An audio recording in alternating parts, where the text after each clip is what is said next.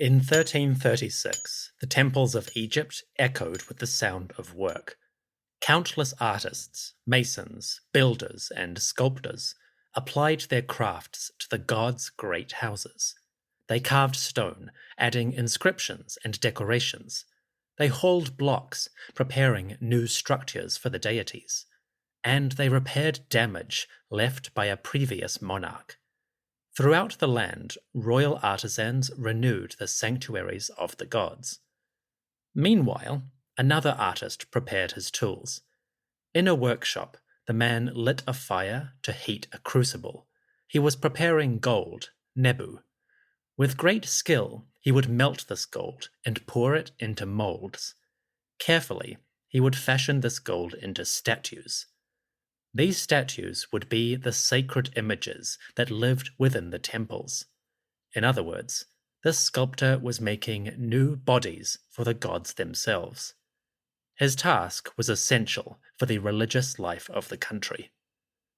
In 1336, the temples of Egypt bustled with life.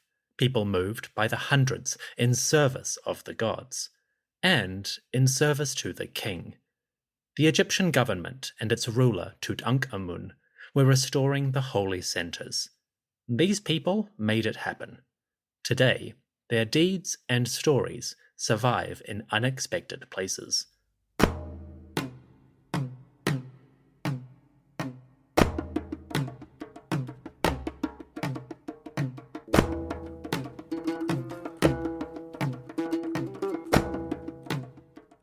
Welcome, everyone, to the History of Egypt podcast. Episode 145, Restoration 2, The Faces of the Gods. Today, we dive deeper into a project from the reign of Tutankhamun. This king is famous for restoring the temples of the deities. But what did that involve? Who did the work? Today, we explore the records of this time and meet the people who made it all happen. This episode was forged in crucibles of gold provided by Elizabeth, Stephanie, and Eric. These fine folks donated to the show, and I am most grateful. Unfortunately, I do not have the resources to build a temple, yet, but I can offer stories, and I hope this repays my debt. To everyone listening, thank you for joining me. Come, let us open the doors of the shrines and visit the houses of the gods.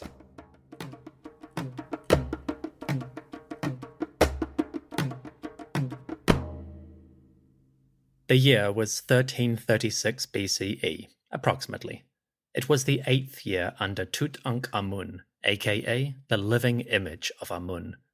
Now aged 17 or so, the ruler of Egypt was established in power.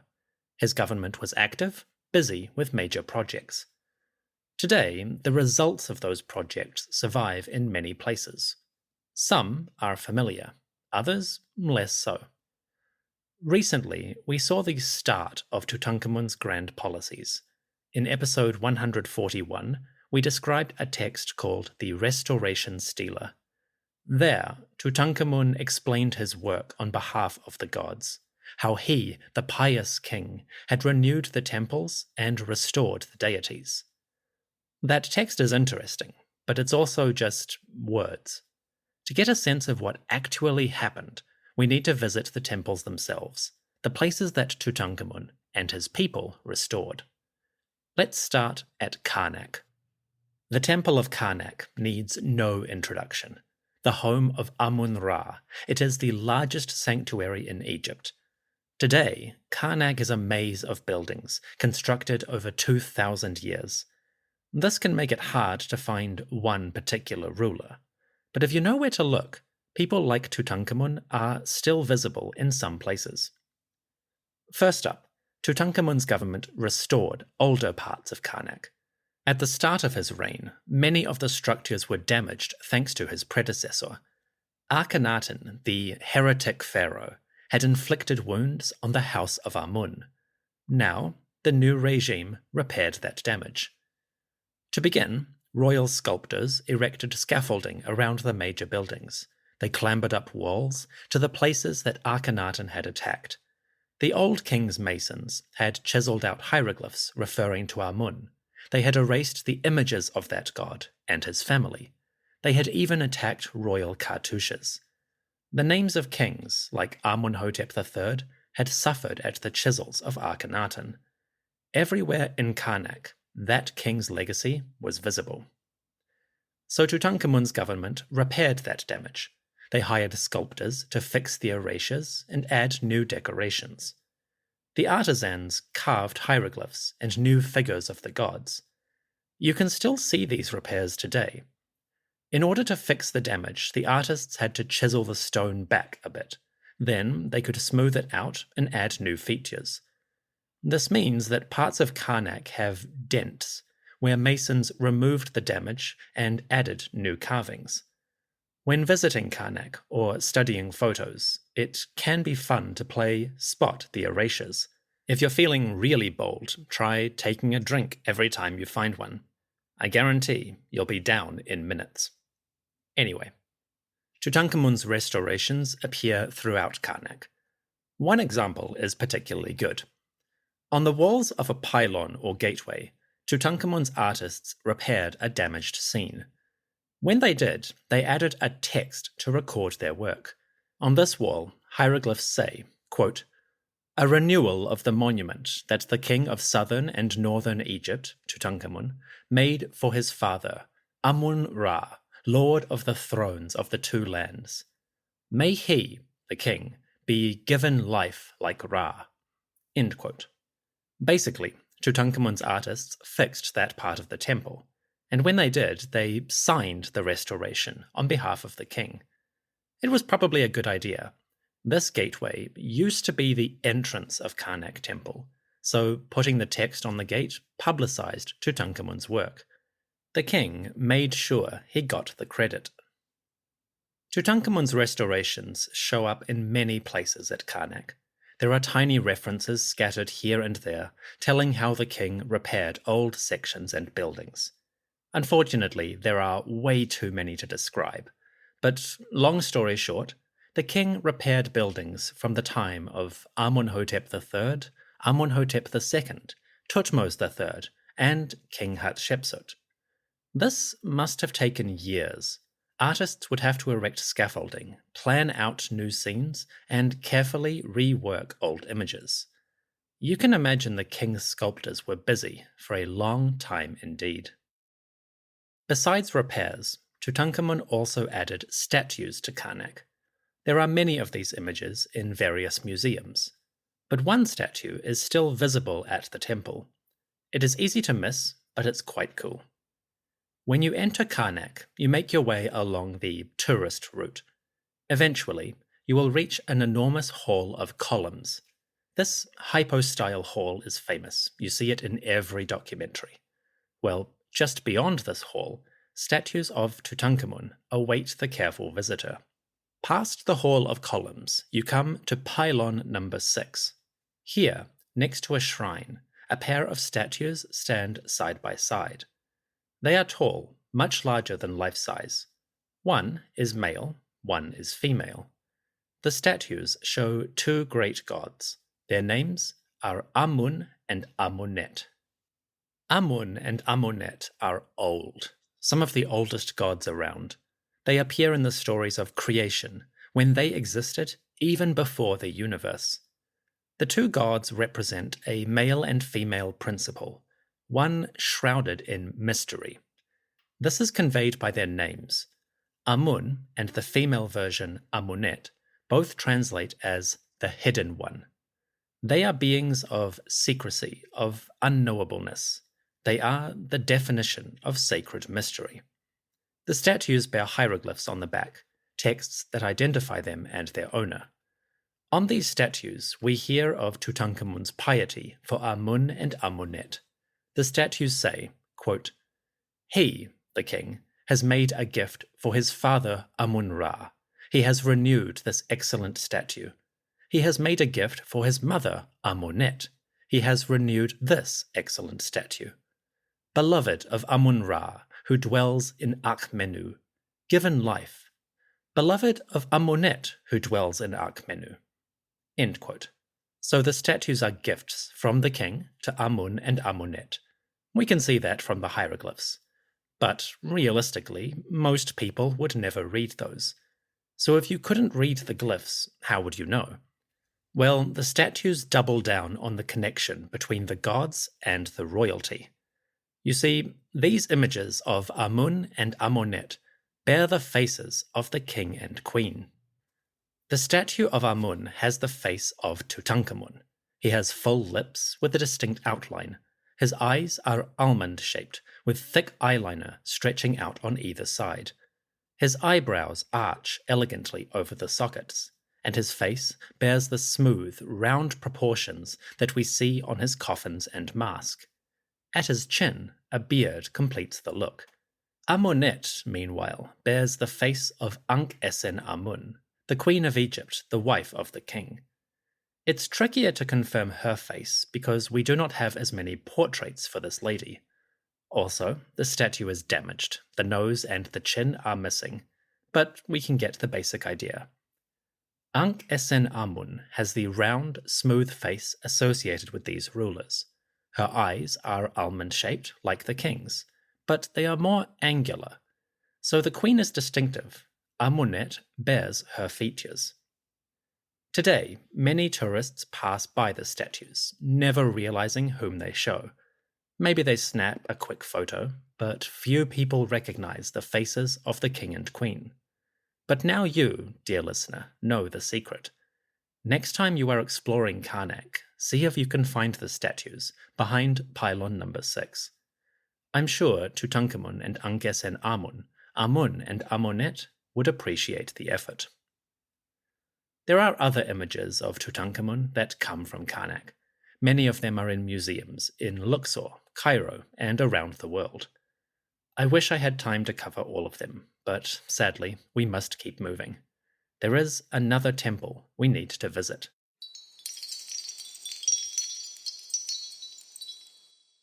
Just south of Karnak, Tutankhamun appears in another sanctuary. This is the Temple of Luxor.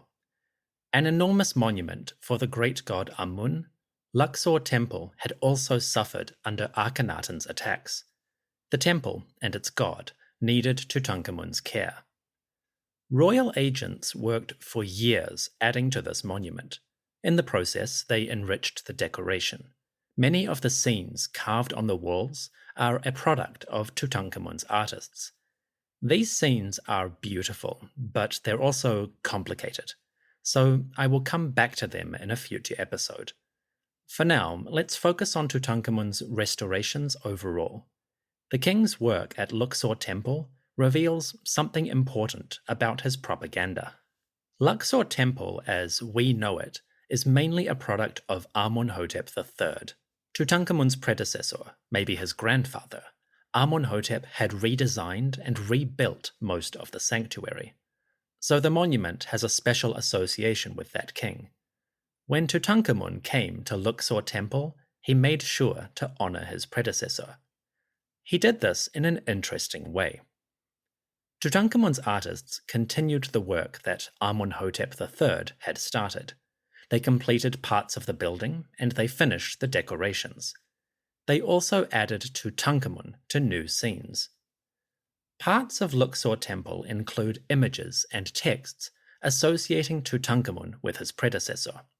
In art and hieroglyphs, Tutankhamun appears as an heir of Amun-hotep. In one text, we hear about the king's piety for his great ancestor. Tutankhamun says, quote, "A renewal of the monument that belongs to his father, the king of southern and northern Egypt, Neb-Ma'at-Ra, aka Amun-hotep III. The king, Tutankhamun, has made this as his monument for his father Amun-Ra. It is like the horizon of heaven. Tutankhamun did this as a son should do, one who is beneficial for his father. That father is Neb-Ma'at-Ra, beloved of Amun-Ra, the Lord of Heaven." End quote. The text is convoluted. I had to simplify the language. Long story short, Tutankhamun restored Luxor Temple on behalf of his ancestor. The young king honored the pharaoh Neb-Ma'at-Ra, Amun-hotep III. He renewed the temple as an offering to Amun-hotep and to Amun. Tutankhamun called Amun-hotep his father. Back in the day, scholars used to read that literally. But the ancient Egyptians used terms like father, mother, and sibling in quite ambiguous ways. The word father does not always mean father. Sometimes it means grandfather or just ancestor. It can even just mean somebody whom a king wanted to associate with. This makes family relationships and words a bit complicated. So Tutankhamun calls Amun-hotep III his father, but we do not need to take that literally. Instead, we should recognize the symbolic value of the word. Tutankhamun uses this term for political and religious purposes. He and his government wanted to associate with their glorious predecessor. Tutankhamun could benefit from the legacy of Amun-hotep. By connecting their names and their deeds, the young king gained prestige and legitimacy as a ruler of Egypt. Basically, Tutankhamun ignored his real father and focused on Amun-hotep. It happens a lot in this period. So Tutankhamun added to Karnak and Luxor temples. The great homes of Amun-Ra received their proper decoration. The king's government invested heavily in these sanctuaries and others throughout Egypt. We will visit more of these temples and more of these projects in the coming episode. For now, it is time to keep moving. After the break, we go past the walls of the temples and enter their sacred hearts. We visit the shrines, the hidden sanctuaries. You see, along with the monuments, Tutankhamun also commissioned new images, statues for the great gods.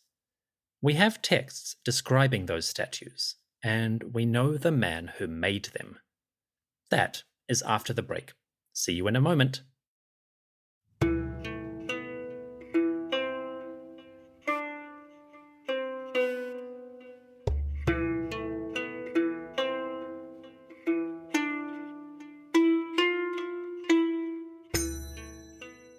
Chapter 2. Throughout his reign, Tutankhamun and his government invested in the temples. The divine houses received special care and attention under this regime. Throughout Egypt, various sanctuaries show the restoration work by Tutankhamun and his artists. Of course, houses are important. Every god needs a home. But even more importantly, the gods needed bodies. Every temple required a statue, an image of the deity. This was essential. A statue gave a focus point for offerings and prayers. It gave priests and worshippers a visual reminder of the god's presence.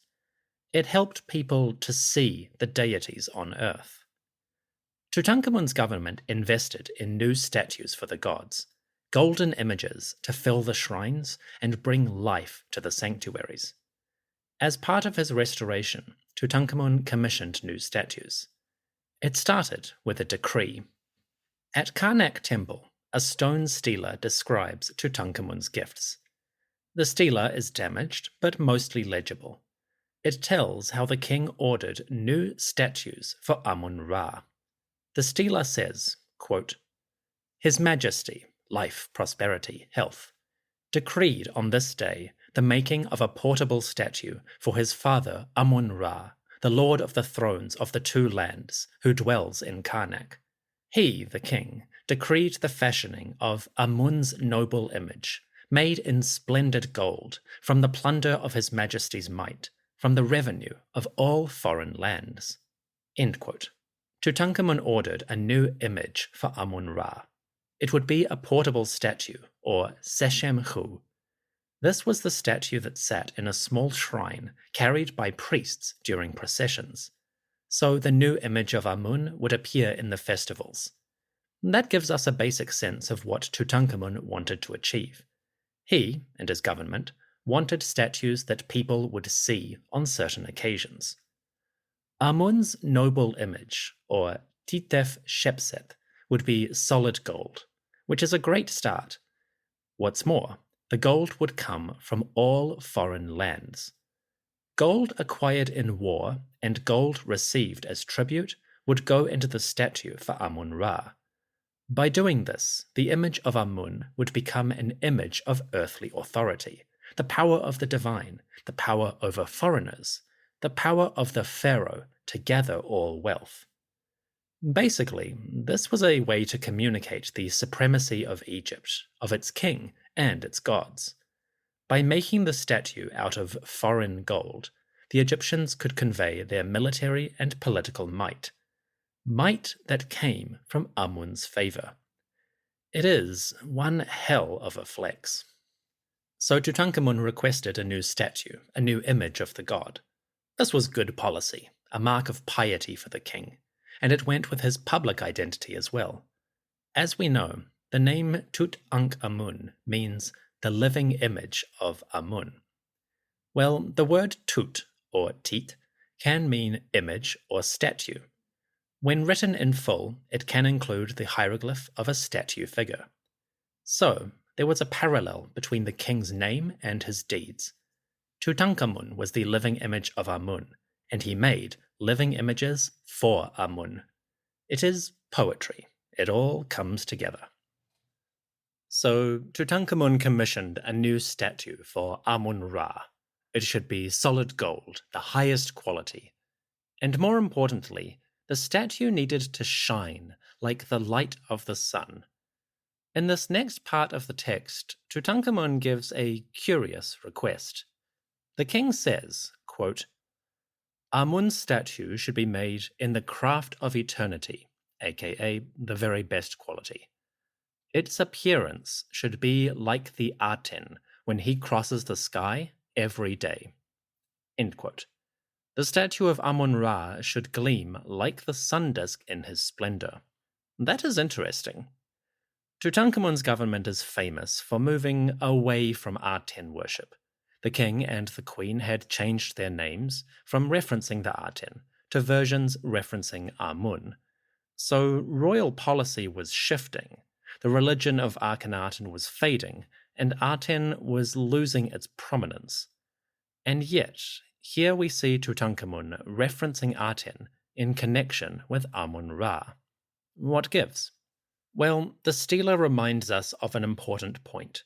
Religious ideas and beliefs are rarely black or white. Tutankhamun's government did not abandon or deny Aten the god. Instead, they moved away from the policies of Akhenaten. They rejected the extremism and the initiatives of that king. When they did that, the new policies naturally meant that Aten lost a little bit of its importance. Still, Aten was a legitimate symbol of royal power. The sun disk, shining in the day, was a form of the god Ra, and it had all kinds of religious meanings.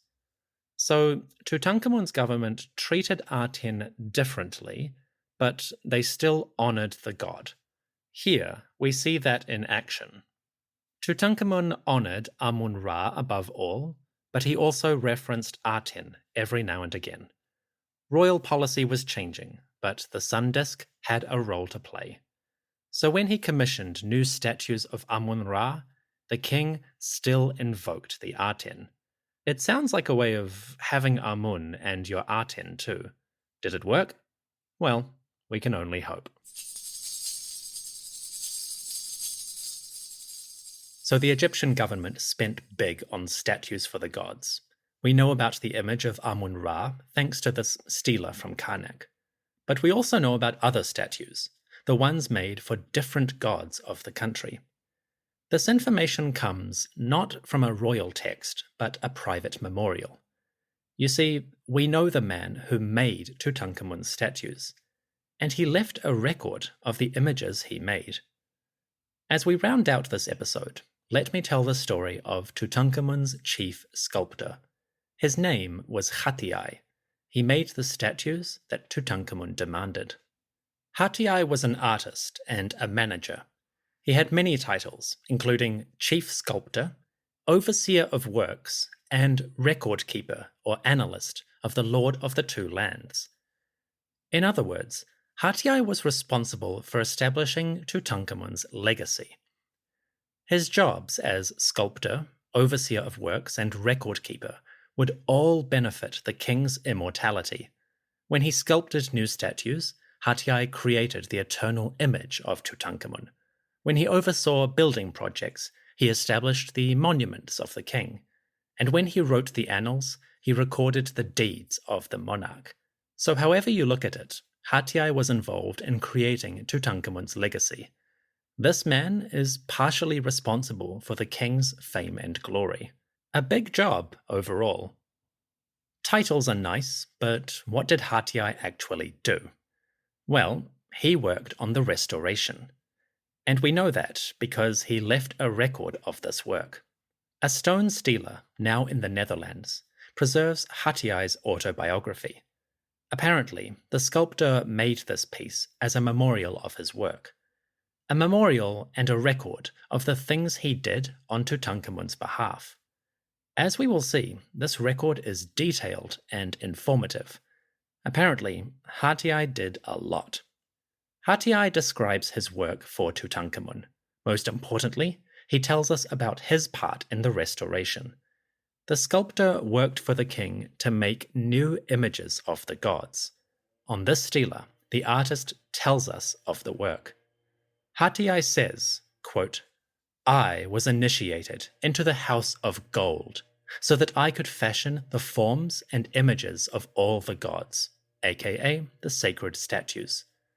None of these divine images was kept secret from me. I was the master of secrets, one who saw Ra in all his forms and Atum in his true shape." End quote. Hatiai describes an initiation, how he, a lowly sculptor, had access to the shrines and secrets of the temples. Hatiai had the honor to view the statues, the faces and bodies of the gods. In other words, Hatiai was permitted to study the deities, to learn their physical forms. With that secret knowledge, he could make new images. This was an incredible privilege. As far as we can tell, the statues of the gods rarely left their shrines at the heart of the temples. They might come out during processions and festivals, but the actual statue could often remain obscured.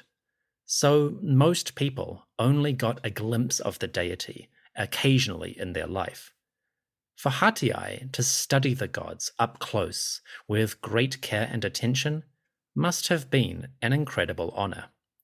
It sounds like the highlight of his career. Hatiai studied the forms of Atum and Ra, but that was not the limit of his work. In the next part of his stela, the man gives a list of all the deities whose statues he's made.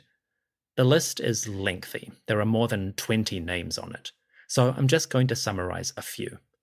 If you want the full version, I have put that in the epilogue. According to his biography, Hatiai made statues for many gods and goddesses. These included some famous names like Amun, Sekhmet, Hathor or Hathor, User, Osiris, Jehuti, Thoth, and Anpu, Anubis. End quote. Hatiai received permission to enter their hidden shrines. He could open the doors and gaze on the faces of these gods. Hatiai could study the bodies of the deities, beings whose names and legacies were fundamental to Egyptian society. Whether it was Hathor, the Great Mother, User, the Lord of the Dead, Jehuti, the Master of Knowledge, or Anpu, the Guardian of the Souls, Hatiai saw them all. He entered their shrines and beheld their beautiful forms. Today, his stela preserves a memory of great piety, secret knowledge, and new art. Hatiai made the gods' statues, but what did that involve? What did they actually look like? Divine images from the temples are rare. As you can imagine, these golden statues were tempting targets for theft. So only a few examples survive the millennia. From the tomb of Tutankhamun, we do get a basic idea. Small statues made of wood and gold show a variety of deities. We see, for example, the god Ptah, the lord of sculptors like Hatiai. Ptah had a small statue in the king's tomb. He stands wrapped in a cloak decorated with feathers like a bird. On his head, Ptah wears a blue cap of lapis lazuli, a rare stone. The blue cap shines brilliantly. Ptah also wears a beard and holds a tall staff with symbols of stability, Jed, life, Ankh, and dominion, Was. These symbols combine to form one scepter, so the statue communicates Ptah's power and his image in eternity. Then, a statue of Sekhmet, the lioness, sits on a small throne. She wears a long dress decorated with stars. Her wig is long over the shoulders, and a sun disk rests atop her head. Sekhmet reaches out to clutch a staff or scepter, which is now lost, but the overall image is clear. The lioness, lady of war and disease, rested in the king's tomb. Statues like these are funerary, made specifically for the burial, so they are not the actual statues used in the temples. Nevertheless, the style and appearance is probably similar to ones that Hatiai would make for the shrines. The temple statues would be nicer, the very best quality possible, but from the tomb, we can get a sense of how these gods appear. As always, there are images of these statues on the podcast website.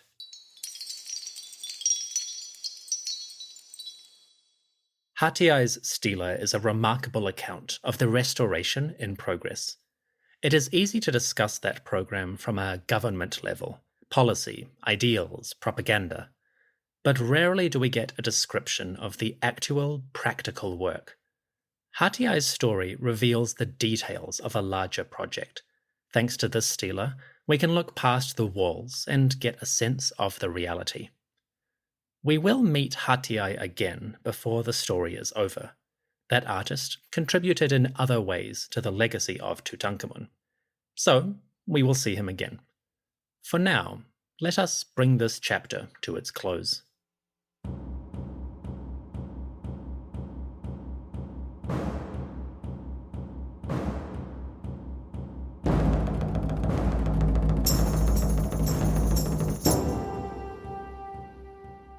By 1336, regnal year 8, King Tutankhamun was accomplishing great things. Today, the world knows him for his tomb and treasure. But if you know where to look, there are many records of accomplishment in this period. From massive temples to individual stories, we have traces of the king's policies in action. There is much more to say about Tutankhamun's government and the restoration. And I hope you'll forgive me, but I can't resist diving even deeper. Next time, we see how Tutankhamun paid for all of this. A record from year 8 gives a glimpse at the royal finances, how a pharaoh funded his massive restorations. That is next week. For now, it is time to say farewell. Thank you for joining me, and I hope you will enjoy perks as good as Hatiai. May you gain entrance to the shrines, the sacred heart of each temple. May you gaze on the statues and behold the faces of gods.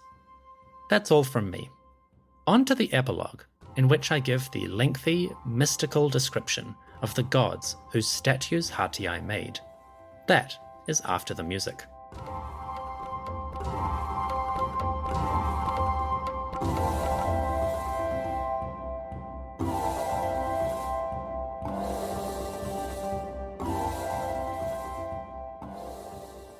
And now, the detailed list of statues that Hatiai made for the gods.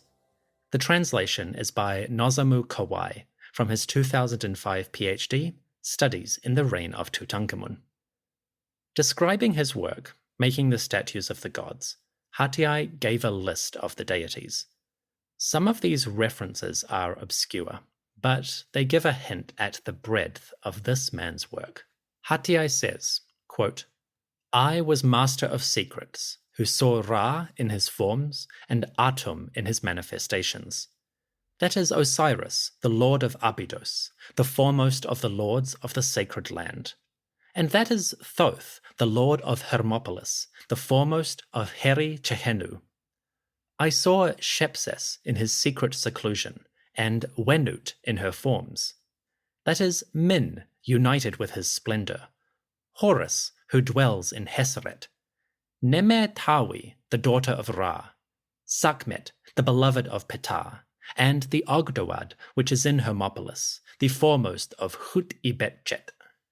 That is Khnum, the lord of Kherwer, Hekait, Hathor, Amun-Ra, who dwells in Wenu, Hathor in Kusia, the daughter of Pare, as he protects the Excellent One, the Ennead, which is in Agenu, Horus the Elder in Asfun and Hemen, the lord of Mawala. That is Montu, the lord of Tod, and Anubis, the lord of Tahej.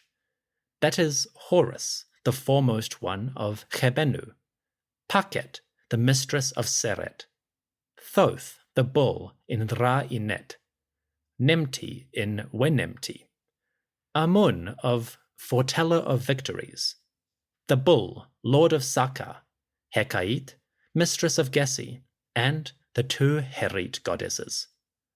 I was the one who caused them to rest in their shrines of eternity, and I carried them as leader of Festival of the King. End quote. Whew, that is a list and a half. But I hope it gives an idea of the scope of this work. Hatiay must have labored for years to produce so many images. Every statue in gold and gems required careful work and knowledge of the individual beings. To craft the holy images, Hatiay had to understand each deity's properties and significance. That knowledge, secret to most, seems to have been a great source of pride. Hatiay had seen things most Egyptians never would. He knew things most people would never know. He recorded that for his eternal legacy.